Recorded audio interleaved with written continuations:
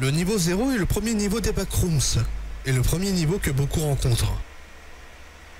Le niveau 0 est un espace non linéaire, ressemblant aux arrière-salles d'un magasin. Toutes les pièces du niveau 0 semblent uniformes et partagent des caractéristiques apparentes telles qu'un papier peint jauni, une moquette humide et un éclairage fluorescent placé de manière incohérente. Cependant, aucune pièce du niveau n'est parfaitement identique à une autre.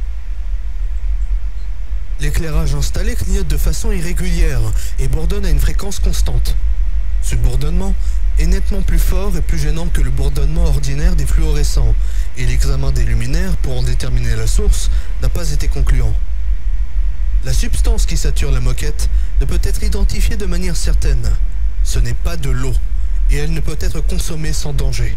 Des traces de liquide pleural ont été trouvées dans l'analyse.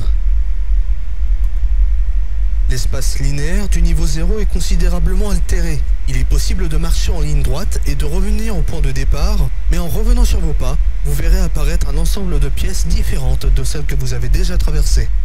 Pour cette raison, et en raison de la similitude visuelle entre les pièces, il est extrêmement difficile de naviguer de manière fiable.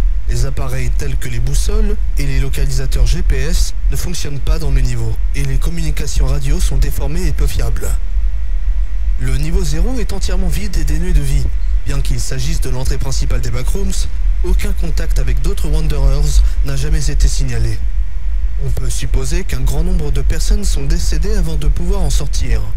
Les causes les plus probables étant la déshydratation, la famine et le traumatisme psychologique dû à la privation sensorielle et à l'isolement. Cependant, aucun cadavre n'a été signalé suite à ces décès hypothétiques. Toute tentative de pénétrer dans le niveau 0 en groupe entraînera la séparation du groupe jusqu'à la sortie du niveau. Les hallucinations sont fréquentes au niveau 0, les plus courantes étant un bourdonnement provenant de l'éclairage qui augmente jusqu'à un volume assourdissant, puis se tait brusquement, l'apparition de portes, l'apparition d'escaliers, un sentiment intense de déjà-vu, des paroles étouffées par la distance, semblables à celles prononcées par des humains et ne ressemblant à aucune langue connue, des mouvements dans la vision périphérique, ressemblant à des insectes rampant sous le papier peint, qui disparaissent dès que l'on observe directement le mur. Des gazouillis, semblables à ceux des insectes. Selon les analyses, les niveaux de CO2 dans le niveau 0 augmentent à un rythme régulier. La signification de ce phénomène est inconnue. Aucune entité n'est actuellement en activité dans le niveau, y compris les autres humains. Si vous voyez, entendez ou rencontrez ce que vous croyez être un autre Wanderers, il ne s'agit pas d'un humain. Le no-clipping accidentel hors des limites de la réalité est la manière la plus fréquente d'accéder au niveau 0 et, par extension, aux backrooms. Consultez la vidéo guide les bases des backrooms pour plus d'informations. Les forteresses du niveau 283 contiennent rarement des portes en bois qui sentent la moisissure. Franchir ces portes vous mènera au niveau 0. La sortie du niveau 0 n'est possible que par no clipping, ce qui entraîne toujours l'entrée au niveau 1. Comme les nouveaux arrivants au niveau 0 sont souvent peu familiers avec les mécanismes des backrooms, il est nécessaire de garder ses repères et de s'adapter rapidement à l'environnement pour pouvoir sortir.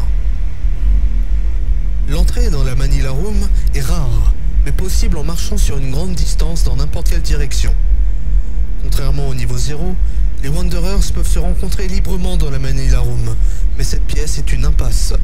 Elle sert plutôt de salle de rendez-vous pour les Wanderers qui survivent au voyage.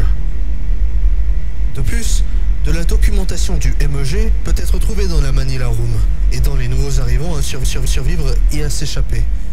Des instructions sur la façon de no clip peuvent être trouvées dans le...